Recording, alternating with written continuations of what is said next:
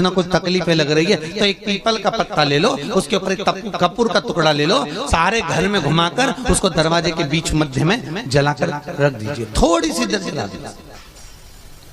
20 से 25 मिनट के अंदर स्वयं गुरु बाबा कहते हैं, राम सुनो, यदि कोई आरती में पूजन में घर में एक कपूर का टुकड़ा आरती के बाद में जब समर्पित करेगा तो उसको अश्वमेध यज्ञ का पुण्य प्राप्त हो जाएगा। अश्वमेध यज्ञ के पुण्य को पाने के लिए कपूर का टुकड़ा आज भी आरती में जलाया जाएगा, आज भी एक कपूर का टुकड़ा सुख का। इसीलिए हमारे यहाँ शास्त्र कहता है महाराज, जब आपको घर में अगर ऐसा लगने लगे कि 15 दिन से बहुत बेचैनी है, बहुत दुख तकलीफ लग रही है, कोई ना कोई बीमार पड़ रहा है, कुछ ना कुछ तकलीफें लग रही है, तो एक पीपल का पत्ता ले लो, उसके ऊपर एक कपूर का टुकड़ा ले लो, सारे घर में घुमाकर उसको दरवाजे के बीच मध्य में जलाकर रख दीजिए, थोड़ी सी देर जला दीजिए। 20 से 25 मिनट के अंदर मकान में एनर्जी वापस आ जाएगी, उस भवन में एनर्जी वापस प्राप्त हो जाएगी। अमावस्या के दिन आपको लगता है कि हमारे पूर्वजों का उद्धार नहीं हुआ, हमारे पूर्वजों का कल्याण नहीं हुआ, कहीं अधोगति में कोई चला गया है, उसका बस एक बार, रोज नहीं जरूरत है, प्रतिदिन जरूरत ही नहीं,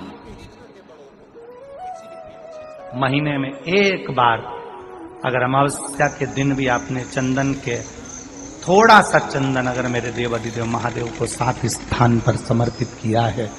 अशोक यहाँ पर वर्णन कर रही है, मैना धन्य और कला की कथा कह रही है। तीनों ने सनकादि ऋषियों से मांगा। चंदन भगवान को अति प्रिय होता है और चंदन ही एक ऐसा होता है जो पितरों को भी प्रिय होता है, जिसका स्पर्श मात्र लगने से पूर्वजों का कल्याण हो जाता है। वो चंदन का 7 स्थान शिवलिंग के बताए हैं, जहां पर भूल से भी अगर कोई चंदन की उंगलियां लगा देता है, 7 स्थान ऐसे हैं जहां चंदन की मात्र उंगलियां लगा देने से ही शिव पितृलोक के पितरों को मुक्ति प्रदान करके वैकुंठ लोक का निवास दे देते। 7 स्थान,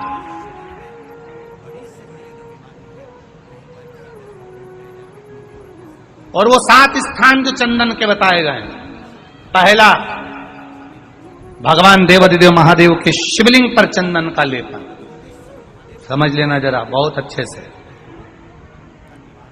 आपको लगता है स्वप्न में कोई मुर्दे दिख रहे हैं, या कोई जल रहा है, या कोई मर रहा है, या कोई चला गया है, ऐसा भय लगता है, बच्चों को मानी भेजूंगी ऐसा हो जाएगा, पति को मानी भेजूंगी ऐसा हो जाएगा, कोई हमारे कोई गलत तो नहीं कर रहा है, आपको लगता है। 7 स्थान चंदन के बताएं हमारे।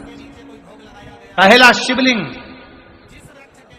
दूसरा जहां गणेश जी का स्थान है, मालूम है ना सबको, जम के बोलो जरा, मालूम है ना सबको, जहां गणेश जी का स्थान है वहां अलग से गणेश जी बैठे, वहां नहीं, शिवलिंग में जलाधारी के ठीक सामने, राइट में गणेश, लेफ्ट में कार्तिकेय, बीच में अशोक सुंदरी।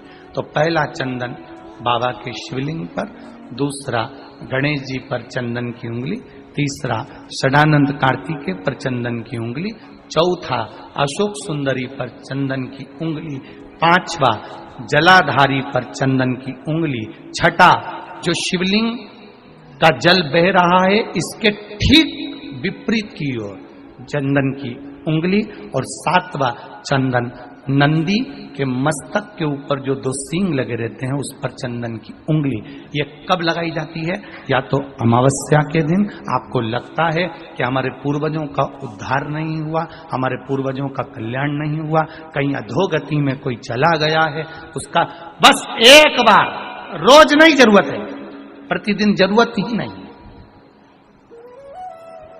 महीने में एक बार अगर अमावस्या के दिन भी आपने चंदन के थोड़ा सा चंदन अगर मेरे देवाधिदेव महादेव को 7 स्थान पर समर्पित किया है।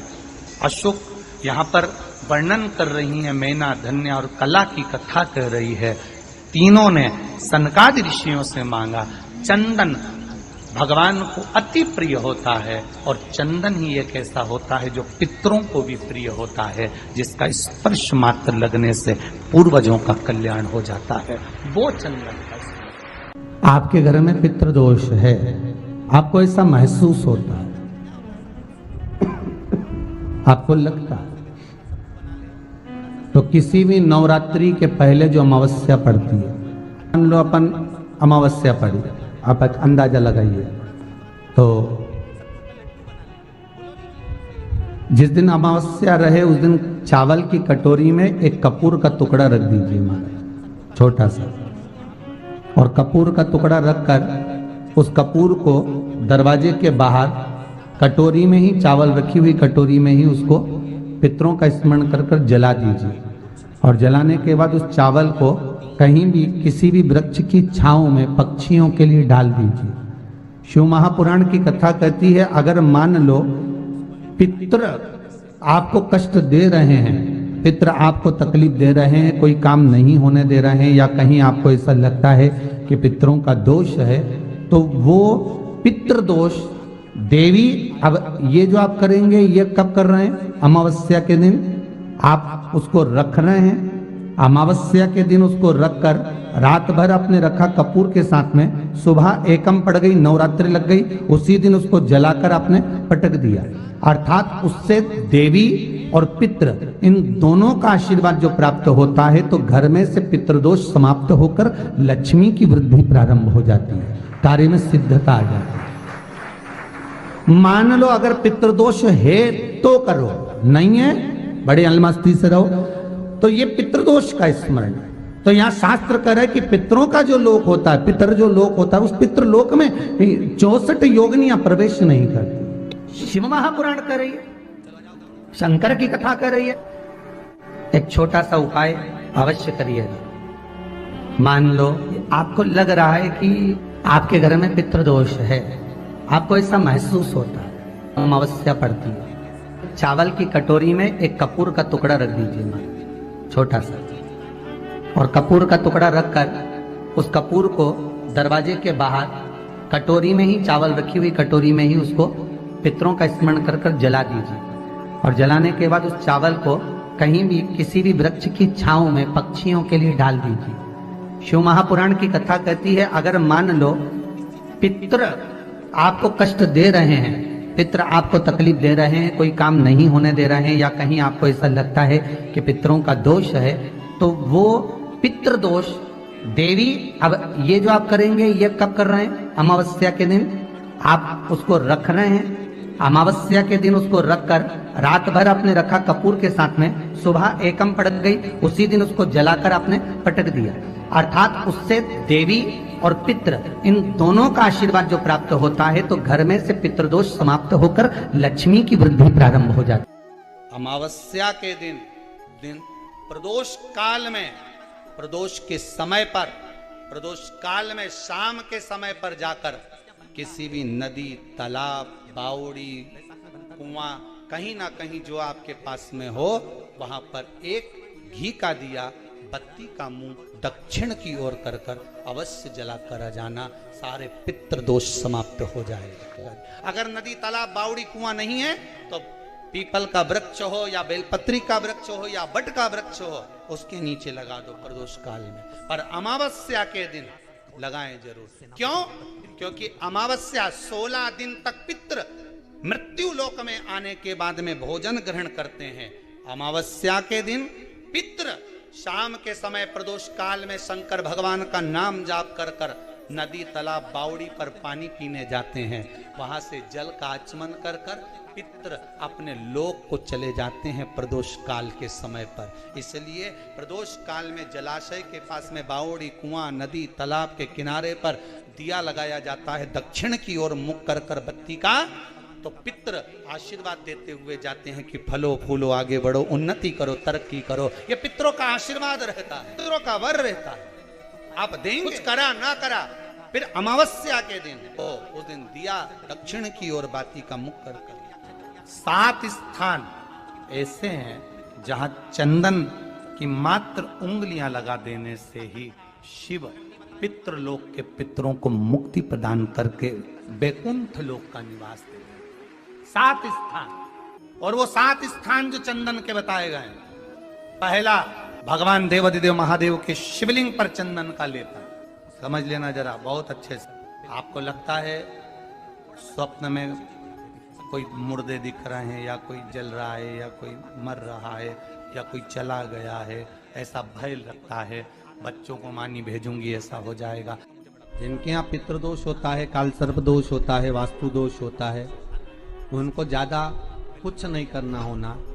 महाराज एक बेल का फल लीजिए, उसके अंदर का जो गुर्दा होता है, अंदर का जो भाग होता है, उसको निकाल लीजिए और उस बेल के फल में आटा सेक कर उसमें शक्कर मिलाकर उसको उसके अंदर भर लीजिए। अमावस्या के दिन सुबह 10 बजे से पहले उसको अपने घर में घुमाने के बाद में जिसको काल सर्प दोष बताया है, पितृदोष बताया है, या वास्तु दोष का स्मरण बताया है, घर में सब दूर घुमाकर अपने परिवार का हाथ का स्पर्श कराकर पीपल के पेड़ के नीचे खड्डा खोदकर उस बेलपत्र के उस फल को दाब दीजिए। महाराज केवल एक अमावस्या करना रहता है, पितरों के दोष से मुक्ति मिलती है और हमारे घर के कार्य सफल होना प्रारंभ हो जाए। पति को मानी भेजूंगी, ऐसा हो जाएगा। कोई हमारे कोई गलत तो नहीं कर रहा है। आपको लगता है 7 स्थान चंदन के बताएं, बाबा के शिवलिंग पर, दूसरा गणेश जी पर चंदन की उंगली, तीसरा षडानंद कार्तिकेय पर चंदन की उंगली, चौथा अशोक सुंदरी पर चंदन की उंगली, 5वां जलाधारी पर चंदन की उंगली, छठा जो शिवलिंग का जल बह रहा है इसके ठीक विपरीत की ओर चंदन की उंगली, और 7वां चंदन नंदी के मस्तक के ऊपर जो 2 सींग लगे रहते हैं उस पर चंदन की उंगली। ये कब लगाई जाती है? या तो अमावस्या के दिन। आपको लगता है कि हमारे पूर्वजों का उद्धार नहीं हुआ, हमारे पूर्वजों का कल्याण नहीं हुआ, कहीं अधोगति में कोई चला गया है, उसका बस एक बार, रोज नहीं जरूरत है, 4 दिन दुकान अच्छी चले, बाकी के समय बैठना पड़े, समझ लेना पितृदोष। घर में बच्चे चिड़चिड़े हो जाए, गलत संगति में डूब जाए, समझ लो चिड़चिड़ हो रहे हैं, पितृदोष। घर के बच्चे माता पिता का आदर न करें, सम्मान न करें, तेज आवाज में बात करें, समझ लो पितृदोष। पितृदोष मालूम पड़े। और इतने से भी अगर आप नहीं समझ सकते, परिवार का कोई एक व्यक्ति जब जब भोजन करने बैठे तब तक उसकी थाली में बाल आए, भले वो होटल में खाए तो भी बाल आ जाए, वो कहीं खाना खा रहा है तो बाल आ जाए। 8-15 दिन में, 4 दिन में, 3 दिन में, 2 दिन में, 6 दिन में आपकी थाली के भोजन में अगर बाल निकल रहा है, केश निकल रहा है, समझ लेना कि पितृ आपसे कुछ मांग रहे हैं, पितृ आपसे कुछ चाहते हैं। महाराज एक बेल का फल लीजिए। क्या लेना है? बेल का फल, बेलपत्री का जो फल होता है उसको ले लो, उसके अंदर का जो गुर्दा होता है, अंदर का जो भाग होता है, उसको निकाल लीजिए और उस बेल के फल में आटा सेक कर उसमें शक्कर मिलाकर उसको के अंदर भर लीजिए। अमावस्या के दिन सुबह 10 बजे से पहले उस बेल फल में जिसमें तुमने पंजेरी भरी है, आटा सेक कर भरा है शक्कर के साथ में, उसको अपने घर में घुमाने के बाद में जिसको काल सर्प दोष बताया है, पितृदोष बताया है, या वास्तु दोष का स्मरण बताया है, घर में सब दूर घुमाकर अपने परिवार का हाथ का स्पर्श कराकर पीपल के पेड़ के नीचे खड्डा खोदकर उस बेलपत्र के उस फल को दाब दीजिए। महाराज केवल एक अमावस्या करना रहता है, पितरों के दोष से मुक्ति मिलती है और हमारे घर के कार्य सफल होना प्रारंभ हो जाते हैं। कार्य की सफलता होती है, कार्य में सफलता प्राप्त होने लगती है। हम तो कई बार कहते हैं महाराज जी, अगर ऐसा लगे किसी औषधि को आप ले रहे हैं, मालूम पड़े कि औषधि आपको लग नहीं रही है, शिव महापुराण की कथा करेंगे, मान लो औषधि आपको नहीं लग रही, आपने औषधि बहुत दिनों से ले रहे हो, कोई दवाई, मान लो आप किसी भी दवाई को ग्रहण कर रहे हैं और वो औषधि लगी नहीं रही है, वो शरीर को लगी नहीं पा रही और आप ठीक ही नहीं हो पा रहे, 15 दिन हो गए, 8 दिन हो गए, बताओ उतना की उतना ही कैटरीना है, उतना ही उतना अपना भरा हुआ, वही की वही लीवर, वही की वही किडनी, वही की वही स्मरण, सभी कुछ वही वही है, उतने की उतना ही। बीपी भी ऊंचा नीचा चल रहा है पर लेवल में नहीं आ रहा, शुगर भी लेवल में नहीं आ रही, तो प्रयास करा करो महाराज, बेलपत्री के फल का जो गुर्दा है अंदर का जो भाग है फल का, उसको पानी में गला लीजिए और प्रदोष कम से कम प्रदोष नहीं हो और बीमारी जरा दवाई लगी नहीं रही हो तो बिना प्रदोष के भी कर सकते हो। उसको पानी में गलाइए आधा घंटा पानी में। जैसे आपको सुबह मंदिर जाना है 10 बजे, तो सुबह स्नान कर कर कम से कम 6:30-7 बजे उसको पानी में गला दीजिए और उस बेले के फल का गुर्दा से गला हुआ पानी शिव जी को ले जाकर समर्पित कर दीजिए। महाराज उस पानी में से थोड़ा सा 1 चम्मच पानी शिव जी पे चढ़ा हुआ लेकर आ जाइए। उस पानी को जो बीमार व्यक्ति है उसको औषधि देने से पहले मात्र आधी चम्मच से भी आधा चम्मच उसको दे दीजिए। भगवान शंकर का श्री शिवाय नमस्तुभ्यम का जाप कर कर उस पानी को देने के बाद अगर आप औषधि देंगे तो ये पक्का है कि औषधि अपना कार्य करना प्रारंभ कर देगी और वो